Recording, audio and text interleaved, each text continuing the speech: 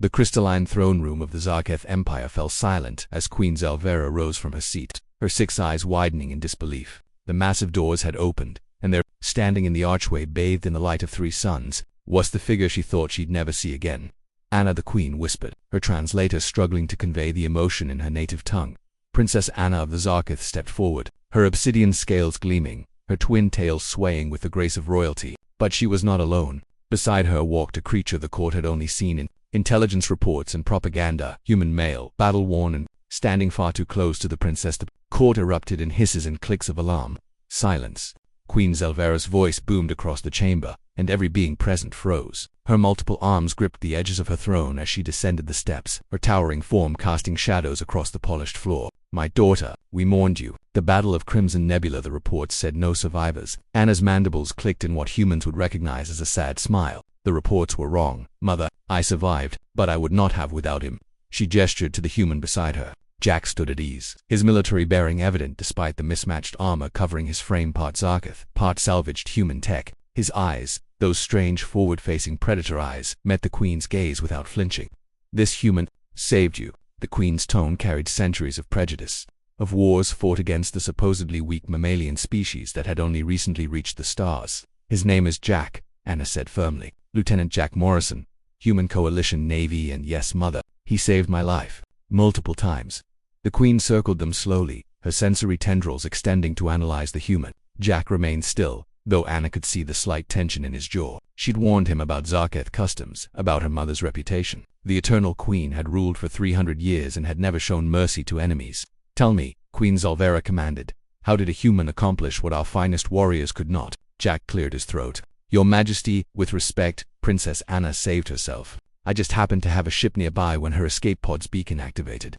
Anna's tail twitched, the Zarketh equivalent of a chuckle. "He's being modest. Mother, the escape pod was damaged, life support failing. He boarded a derelict destroyer crawling with Kresh scavengers to retrieve emergency supplies. Then he manually piloted through an asteroid field to reach neutral space while I was in cryosleep." The Kriyash, one of the queen's advisors, stepped forward, his scales pale with shock. "But humans can't withstand Kresh combat protocols. Their reflexes, their assumptions are outdated." Anna interrupted. "I've spent 3 months with Jack, Mother. I've seen what humans can do when they're fighting for something they believe in. They don't have our armor, our strength, or our lifespan, but they have something we've forgotten in our centuries of dominance."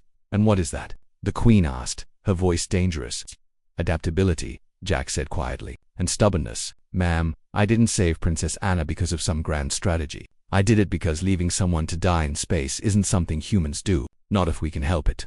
The queen was silent for a long moment. Her tendrils withdrew, and she studied her daughter with an intensity that made even the bravest courtiers uncomfortable. "You've changed, Anna. You speak with a different tone. You stand with different posture." "I learned from the best," Anna replied, glancing at Jack.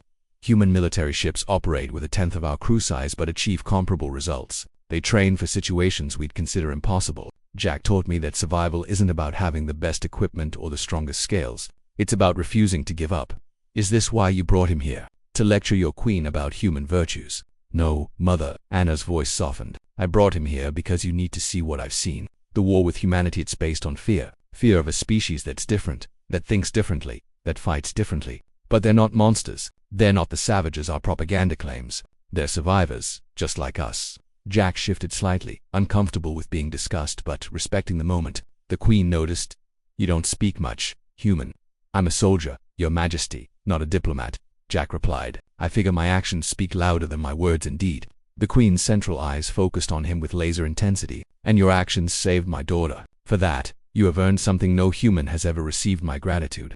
The court gasped collectively. Queen Zelvera raised one of her primary arms, a gesture of respect among the Zarketh. "But gratitude does not erase centuries of conflict. What would you have me do, Princess? Make peace with humanity because one soldier showed honor?" Anna stepped forward, her voice ringing with conviction. "I would have you meet with them, Mother, not as enemies, but as potential allies. The galaxy is vast, and there are threats greater than our 2 species. The Kresh, the Voidwalkers, the consuming darkness beyond the rim. Humanity isn't perfect, but neither are we. Together, we could be something greater."